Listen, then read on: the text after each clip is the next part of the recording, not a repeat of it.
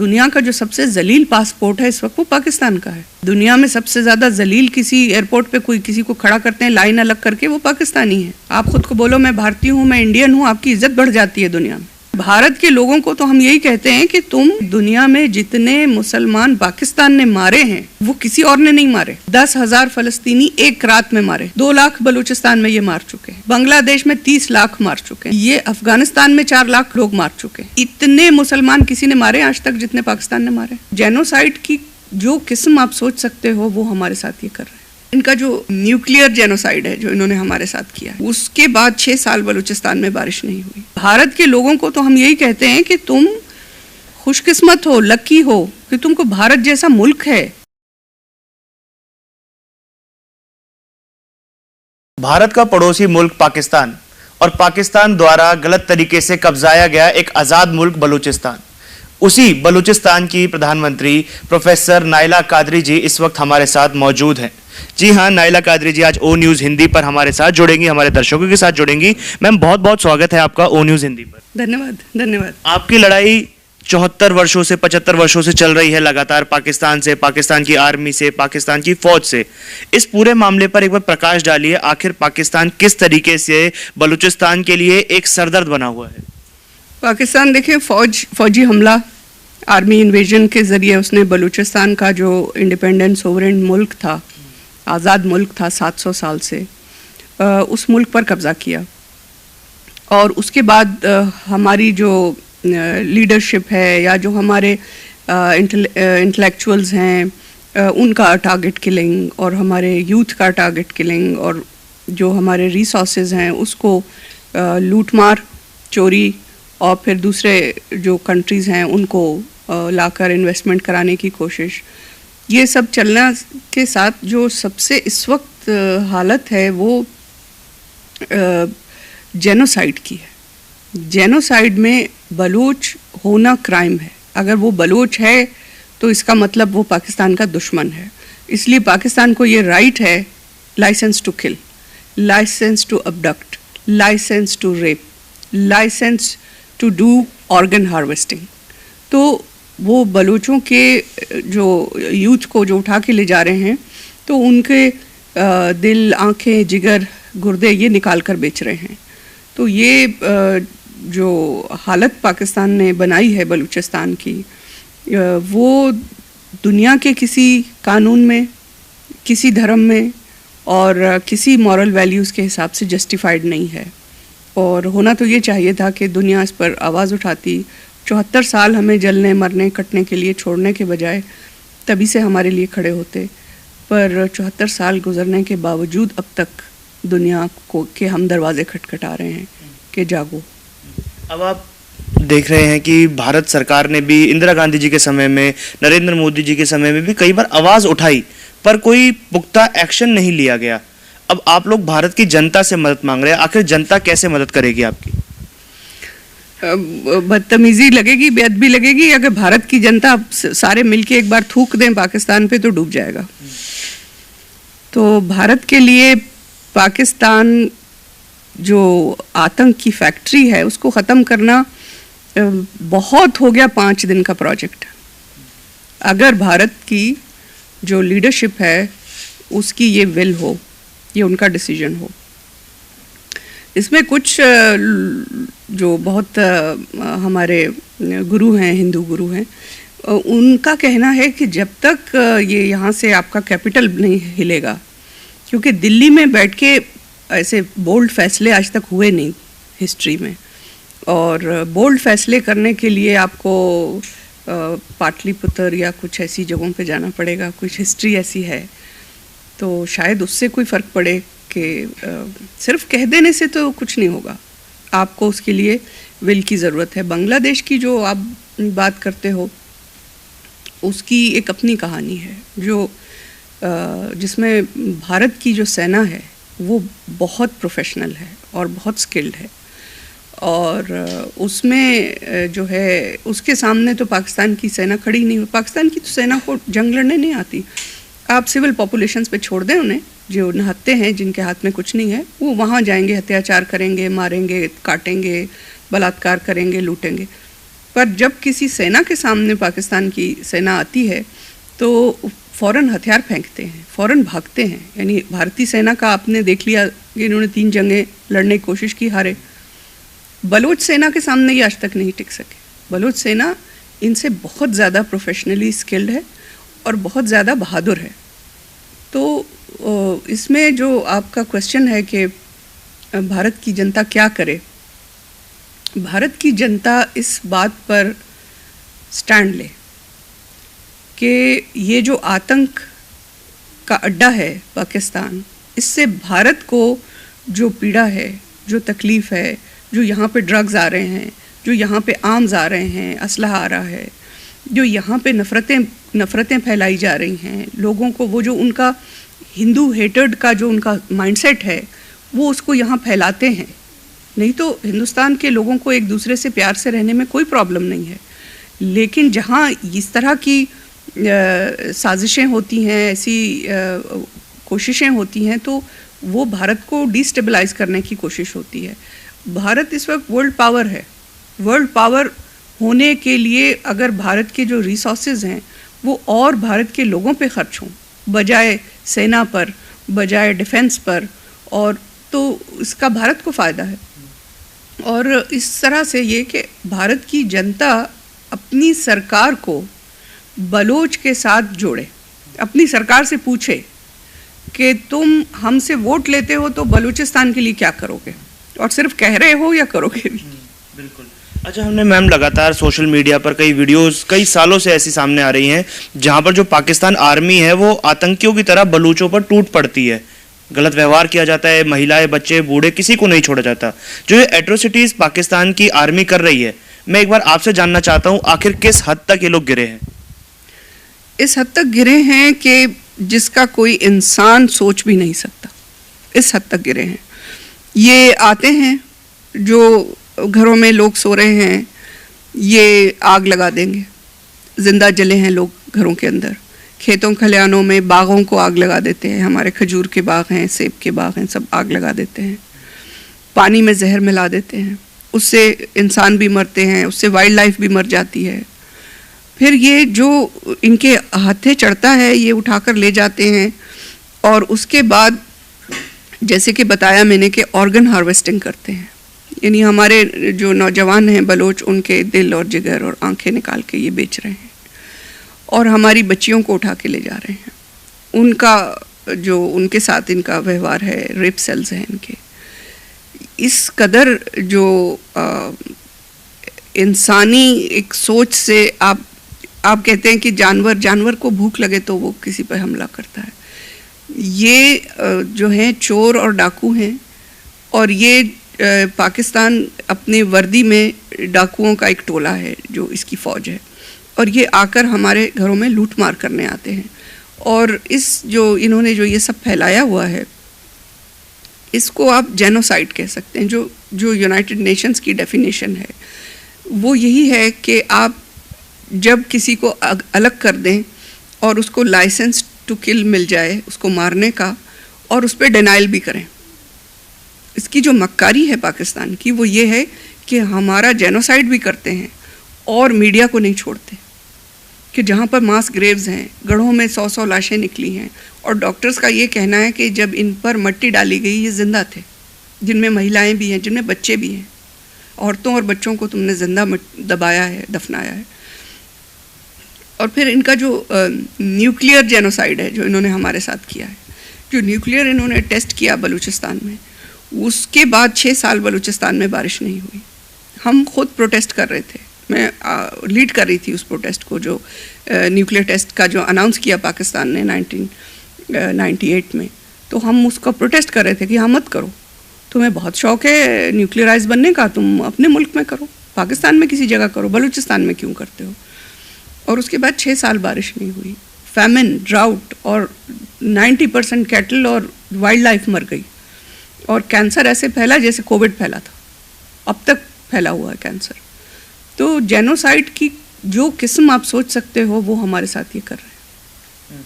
जैसे मैम 1971 में हमने देखा था कि बांग्लादेश पे भी पाकिस्तान आर्मी इसी तरीके का कुछ व्यवहार करती थी। ईस्ट पाकिस्तान, वेस्ट पाकिस्तान बिल्कुल अलग तरीके से देखते, जैसे बलोच के साथ हो रहा है। वहाँ पर भारत ने हस्तक्षेप किया, बांग्लादेश एक अलग मुल्क बन गया। पर आज हम देखते हैं 2023 में कि बांग्लादेश और जो बांग्लादेश की तरफ से अवैध घुसपैठिए भारत में आ रहे हैं, वो भारत के लिए एक सरदर्द की तरह बन गए हैं। अगर बलूचिस्तान को आज़ाद कराया जाता है तो बलूचिस्तान के कई हिस्सों पर चीन का कब्जा है, जैसे ग्वादर पोर्ट। कहीं ऐसा ना हो कि बलूच की आज़ादी के बाद वो चीज़ें वैसे ही भारत के लिए सरदर्द बने जैसे आज बांग्लादेश बना हुआ है। ये बहुत अच्छा क्वेश्चन है, क्योंकि जब भी कोई बात हो, पॉलिसी मैटर हो, उसको हर तरह से जांचने की ज़रूरत है।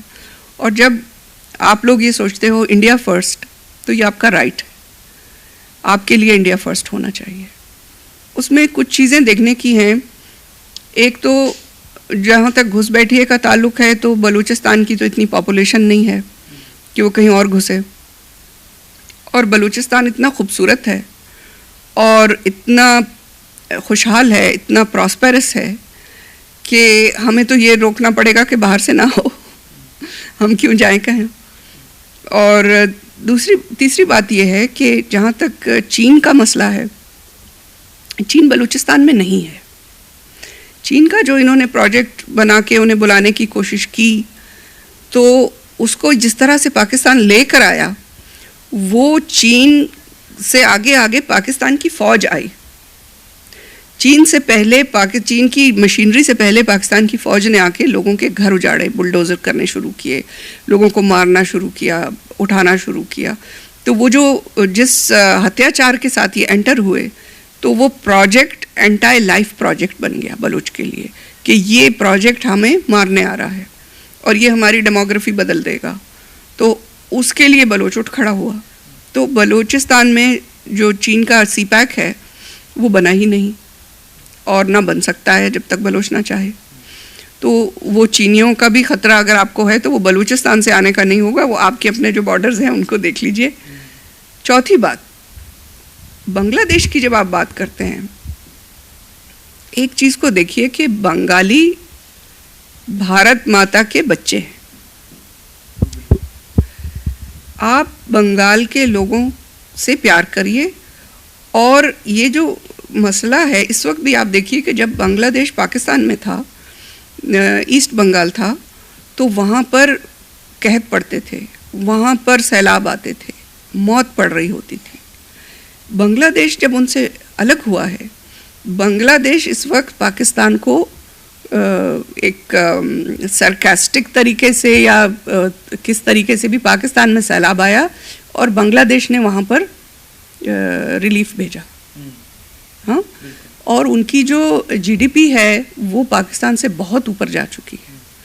तो ये जो मसला है आने जाने का, इसको प्यार से हल कर लो, वो कोई ऐसी बड़ी बात नहीं है। हाँ, प्रॉब्लम जो है बांग्लादेश में, वो धर्म के नाम पे एक दूसरे को काटने, यानी बंगाली एक दूसरे को धर्म के नाम पे काटें, ये चीज़ तो ख़त्म होनी चाहिए। इसको अंग्रेज़ ने बहुत बढ़ावा दिया क्योंकि उसका प्लान था कि वो बंगाल को और पंजाब को तोड़ के जाएगा, क्योंकि वो जब घुसा था तो वो बंगाल से घुसा था और उसको पंजाब से सबको पता है कि हिंदुस्तान पर जब कोई अटैक करता है तो सबसे पहले जो उसकी डिफेंस लाइन है वो खालसा है। जो सिख हैं वो इंडिया की डिफेंस लाइन है, मराठा है और गोरखा है, नेपाल है। ये आपके वो ताकत है जिसको बड़ी कोशिश की जाती है कि इंडिया से दूर किया जाए, इंडिया से तोड़ा जाए या नाराज़गी पैदा की जाए। तो ये समझने की बात है कि जो इंडिया जिस वक्त बांग्लादेश बन रहा था, उस वक्त जो इलाके हिंदू मेजॉरिटी के थे, अगर उस वक्त शेख मुजीबुर रहमान साहब से बात कर ली जाती और उनको इंडिया में रख लिया जाता, जो बॉर्डर डिस्प्यूट्स थे वो हल कर लिए जाते, तो बहुत सारी चीज़ें हो सकती थी। लेकिन इसमें इससे भी जो बड़ी बात है, ये बॉर्डर्स होते ही ना, तब भी साथ जुड़ के रहा जा सकता था। इसमें आईएसआई का एक बहुत बड़ा हाथ है, पाकिस्तान का एक बहुत बड़ा हाथ है। उन्होंने बंगाल को माफ़ नहीं किया, उन्होंने हिंदुस्तान को माफ़ नहीं किया। वो आतंक फैलाते हैं, तो उनकी जो फैक्ट्रियां हैं वो बांग्लादेश में काम कर रही हैं, वो इंडिया में काम कर रही हैं। हम किसी धर्म के खिलाफ नहीं हैं, लेकिन धर्म का नाम लेके लोगों को तकलीफ देना जो है उसको रोकने के लिए बात फिर वहीं आ जाती है कि ये आतंक की जो फैक्ट्री है पाकिस्तान, ये जब तक ख़त्म नहीं होगा ये प्रॉब्लम्स, ये इश्यूज रहेंगे। भारत में ही कई ऐसे लोग हैं जो भारत में रहने के बाद भी बहुत ज़्यादा पाक प्रेमी हैं, जिनका पाकिस्तान प्रेम समय समय पर बाहर आता रहता है। तो लगातार उनके द्वारा एक दलील दी जाती है, वो कहते हैं कि अगर पाकिस्तान के 4 टुकड़े, जैसा कि भारत की कई सरकारें बोलती आई हैं, वैसा किया गया तो अब एक इस्लामिक मुल्क है, तब 4 इस्लामिक मुल्क से भारत को सामना करना पड़ेगा। इस पर आपका क्या कहना है? ऐसा कुछ नहीं है। ऐसा इसलिए कुछ नहीं है कि बलूचिस्तान वो एक रिलीजियस आइडेंटिटी के साथ नहीं चल रहा। बलूचिस्तान का जो नैरेटिव है, नेशनल नैरेटिव है, वो हमेशा से प्लूरलिस्ट है। हमारी जो जंग है वो हमारी आइडेंटिटी की जंग है, हमारी शनाख्त की जंग है, वो धर्म की जंग नहीं है। और हम पर धर्म की जंग मुसल्लत की जा रही है, जैसे आप पर 1000 साल मुसल्लत की गई। दूसरी बात यह है कि जो 4 मुल्क बनेंगे भी, तो वो 4 मुल्क नहीं बन सकते, बल्कि जो उसमें पश्तून इलाका है पाकिस्तान का, वो एक्चुअली अफ़गानिस्तान का हिस्सा है। अटक तक अफ़गानिस्तान है, और अफ़गानिस्तान ने आज तक, चाहे वहाँ पर बादशाही रही हो, डेमोक्रेसी रही हो, या वहाँ पे तालिबान रहे हों, लेकिन ड्यूरेंड लाइन को वो नहीं मानते। तो इसमें जो अटक तक है वो अफ़गानिस्तान अपना हिस्सा लेगा। बाकी सिंधु देश है, और महाराजा रंजीत सिंह का तख्त लाहौर है, ननकाना साहब है, वो तो हिंदुस्तान का है, वो तो खालसा का है, सिखों का है। और सिंधु देश जो है वो ख़ुद इस चीज़ को समझते हैं कि वो भारत अपनी माँ समझते हैं। तो इसमें कहाँ 4 मुल्क बन रहे हैं? इसमें तो एक ही मुल्क बन रहा है, और एक भी मुल्क नहीं रहा। एक मुल्क जो कब्ज़ा किया गया वो आज़ाद हो रहा है, बलूचिस्तान। बाकी जिन मुल्कों के हिस्से चोरी किए गए हैं वो मुल्क अपने हिस्से वापस लेंगे। तो इसमें तो और कोई मुल्क नज़र ही नहीं आ रहा। दूसरी बात, जो अंदर हिंदुस्तान के अंदर जिन लोगों को पाकिस्तान से प्रेम है, उन्हें पाकिस्तान का पता नहीं है। उनको सिर्फ उन लोगों से मिल लेना चाहिए जो इसी प्रेम के कारण 47 में हिंदुस्तान छोड़कर पाकिस्तान गए थे। 75 साल से वो महाजिर हैं, उन्हें वहाँ हिंदुस्तानी कहते हैं, उन्हें कोई पाकिस्तानी मानता ही नहीं। जो अपना सब कुछ छोड़ कर गए पाकिस्तान के प्रेम में, पाकिस्तान ने उनको हिंदुस्तानी महाजिर का टाइटल दिया हुआ है, और उनको मारते हैं, काटते हैं, उनको टॉर्चर करते हैं, उनकी बेटियां उठाते हैं। उन्हें पाकिस्तान में कोई इज्जत मिली ही नहीं। आप तो यहाँ बैठे हो, आपको तो वो अपना भाई भी नहीं समझते, आपको तो वो अपने बराबर भी नहीं समझते। तो आपको अगर ये पता हो कि दुनिया में जितने मुसलमान पाकिस्तान ने मारे हैं वो किसी और ने नहीं मारे। इन्होंने, ज़ियाउल हक जिस वक्त फ़ौज में था, उसने उर्दुन में जाकर 10,000 फ़लस्तीनी एक रात में मारे, एक रात में। पैसे जहाँ मिले पाकिस्तान की फ़ौज जाती है। 2 लाख बलूचिस्तान में ये मार चुके हैं। बांग्लादेश में 30 लाख मार चुके हैं, जिसमें मेजॉरिटी मुसलमान थी। ये अफ़गानिस्तान में 4 लाख लोग मार चुके हैं। इतने मुसलमान किसी ने मारे आज तक जितने पाकिस्तान ने मारे। फिर तुम कहते हो कि ये मुसलमान है, तुम्हें इनसे प्यार है, तो या तो तुम अपना कोई मेंटल इलनेस का इलाज करवाओ, या अपनी नज़र ठीक करवाओ कि तुम्हें नज़र नहीं आ रहा कि ये खूंखार दरिंदे हैं जो सिर्फ खून पीना जानते हैं। इनका कोई धर्म नहीं है, इनका कोई धर्म नहीं है, और ये तुम्हें उल्लू बना रहे हैं ताकि तुम अपनी माँ से लड़ो। तुम्हारा कोई भी धर्म हो, पर भारत तुम्हारी माँ है। हमें भारत से, बलोचों को भारत से लाग गिले हों, पर भारत के लोगों को तो हम यही कहते हैं कि तुम खुशकिस्मत हो, लकी हो कि तुमको भारत जैसा मुल्क है। इस मुल्क को प्यार से जियो, इस मुल्क की कदर करो। लोगों ने खून दे के इसको आज़ाद किया है, लोगों ने बहुत कुर्बानियाँ दी हैं। तो आप ये नेताजी सुभाष चंद्र बोस का, ये भगत सिंह का मुल्क है, ये शिवाजी का मुल्क है। आप इस मुल्क की इज़्ज़त करो, और ये आपका अपना मुल्क है। ये सब आपके ये हीरो हैं। गौरी और वो गजनबी तुम्हारे हीरो नहीं हैं। तो ये चीज़ इनको समझनी चाहिए। और भारतीय होने के नाते जो दुनिया में एक रिस्पेक्ट है आपकी, उस पर गर्व होना चाहिए। और दुनिया का जो सबसे जलील पासपोर्ट है इस वक्त वो पाकिस्तान का है। दुनिया में सबसे ज़्यादा जलील किसी एयरपोर्ट पे कोई किसी को खड़ा करते हैं लाइन अलग करके, वो पाकिस्तानी है। दुनिया में सबसे ज़्यादा वीज़ा एप्लीकेशन जिसकी रिजेक्ट होती हैं वो पाकिस्तानी है। आप खुद को बोलो मैं भारतीय हूँ, मैं इंडियन हूँ, आपकी इज्जत बढ़ जाती है दुनिया में।